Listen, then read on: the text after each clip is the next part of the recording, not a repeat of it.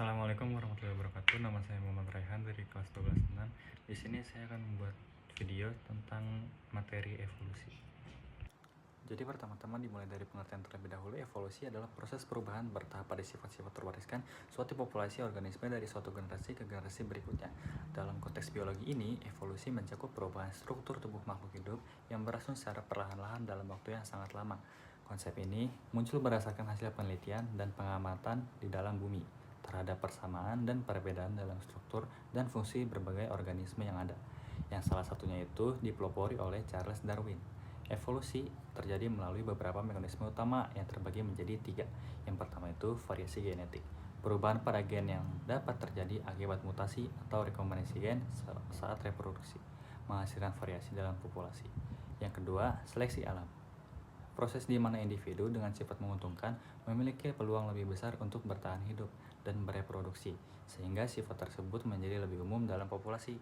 Yang ketiga, hanyutan genetik, perubahan acak pada frekuensi sifat dalam populasi yang tidak terkait dengan seleksi alam manapun. Selanjutnya itu kita masuk ke contoh-contoh teori evolusi nih. Yang pertama itu evolusi jerapah. Charles Darwin berpendapat bahwa jerapah dengan leher panjang lebih mampu mencapai makanan di pohon tinggi, sehingga mereka memiliki peluang bertahan hidup lebih baik dibandingkan jerapah berleher panjang atau disebut seleksi alam. Yang kedua, burung kutilang. Di Kepulauan Galapagos, Darwin ini mengamati variasi dalam bentuk paruh burung kutilang yang menunjukkan bahwa mereka berasal dari nenek moyang yang sama tetapi beradaptasi dengan sumber makanan yang berbeda di pulau-pulau tersebut. Selanjutnya kita masuk ke bukti-bukti evolusi. Bukti-bukti evolusi ini ada 7. Yang pertama itu fosil. Fosil adalah sisa-sisa atau jejak makhluk hidup yang terawetkan dalam bantuan. Fosil juga menunjukkan perubahan bentuk makhluk hidup dari masa ke masa, memberikan gambaran tentang nenek moyang spesies.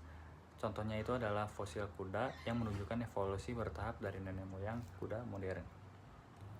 Yang kedua, kesamaan DNA. Analisis DNA ini juga menunjukkan bahwa semakin dekat hubungan evolusi antar spesies, semakin mirip urutan DNA mereka. Misalnya itu, manusia memiliki kemiripan DNA hingga 98% sampai 99%, dengan simpanse menunjukkan adanya nenek-nenek moyang bersama. Yang ketiga itu ada struktur homolog dan analog.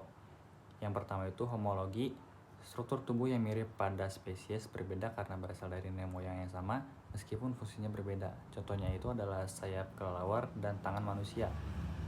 Selanjutnya ada analogi, struktur tubuh dengan fungsi serupa tetapi tidak berasal dari nenek moyang yang sama. Contohnya itu ada sayap burung dan sayap serangga. Yang keempat, embriologi perbandingan. Perkembangan embrio pada berbagai spesies menunjukkan pola yang mirip menandakan hubungan evolusi. Misalnya itu ada embrio manusia memiliki insang. Pada tahap awal perkembangan ini juga mengindikasi hubungan dengan vertebrata air. Yang kelima itu distribusi geografis spesies menunjukkan pola evolusi spesies di wilayah terisolasi seperti Kepulauan Galapagos memiliki variasi unik karena adaptasinya terhadap lingkungan lokal, sebagaimana diamati oleh Charles Darwin. Yang keenam itu anatomi perbandingan. Struktur tubuh makhluk hidup memberikan bukti hubungan adanya evolusi. Contohnya itu adalah kesamaan kerangka vertebrata darat seperti tulang lengan pada manusia, kucing, paus, dan kelelawar. Yang terakhir, struktur protein.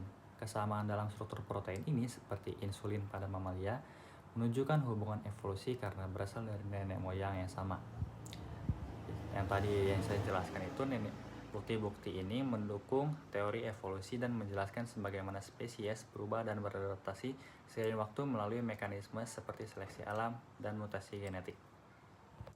Dari semua teori-teori Charles Darwin juga ada kontroversi teman-teman semenjak dia mengeluarkan buku yang berjudul The Origin of Species, yaitu pemikirannya bahwa kehidupan berevolusi mendapat banyak kritik dan menjadi tema yang kontroversial.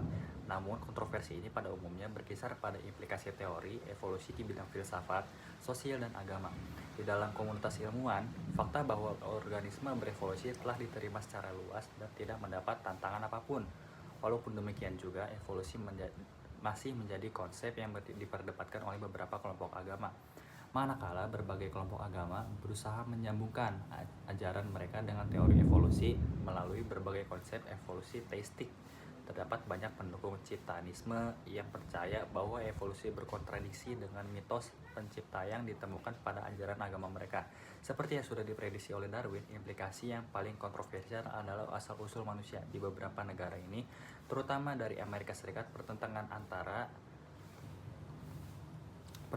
antara agama dan sains telah mendorong kontroversi penciptaan evolusi.